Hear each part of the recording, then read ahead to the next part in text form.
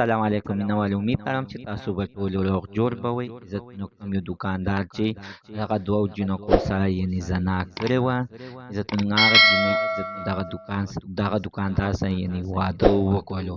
راځئ مینوال ټول مکمل تفصیلات تاسو ما سره په دې ویډیو کې کتلی شئ. د دې ویډیو نه مخکې زه اول تاسو ته دا یادګینه وکړم، تاسو کو چارې زموږ په دې سوپر کلیک چینل کې نوي وئ، چینل هم نوي سبسکرایب کړئ، مهرباني وکړئ تاسو زموږ د سوپر کلیک چینل د سره سبسکرایب کړئ.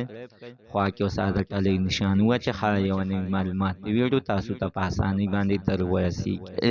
عزتمنو په کوم یو دوکاندار چې عزتمنو دغه دوو افغانو جینکو سره یعنې زنا کړې وه، په دغه دوو کې عزتمنو د یوې جینۍ سره زنا کړې، د هغه بلې جینۍ ورته ویل چې ګوره دا کار مه کوه ته کودن شوې.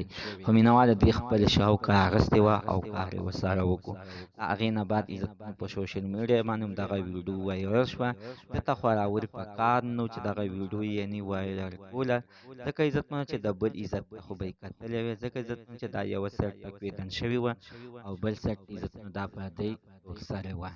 خو مینهواله ده چې دغه غلطي وکړه چې ویډیو اپلوډ کړو، هغه ویډیو په سوشل میډیا باندې ډېره زیاته سخته وایرل شوله چې د هغې نه بعد بیا عزتمنو دغه جینۍ کورواله ته پته خو ولګېدله. اوس عزتمنو په سوشل میډیا باندې هم دغه ویل کېږي چې د دغه جینۍ واده د دغه بوډا سړي سره وشولو. مینهوال بل سایډ ته ویل کېږي چې نه دغه جینۍ خپل وروڼه بې دردۍ سره وژلې ده او دغه سړی هم عزتمنو د انتظامي والا وژلی دی.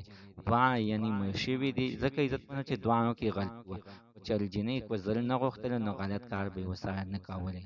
مینهواله که چېرې سړي داسې حرکت نه کولی او سړي وله د پیسو لالچ ورته نه وي ورکړی او د سامان لالچ ورته نه وي ورکړی، جینۍ به اوس هېڅکله داسې غلط کار نه وي کړی. زموږ د عزتمن ته نن ورځې معلومات د دې ځای پورې، د نوي معلومات دپاره د سره زموږ د سوپر کلیک چینل د سره سبسکرایب کړئ، خوا کې ورسره د ټلۍ نشان ووهئ چې هره یوه نوې معلوماتي ویډیو تاسو ته په اسانۍ باندې در ورسیږي.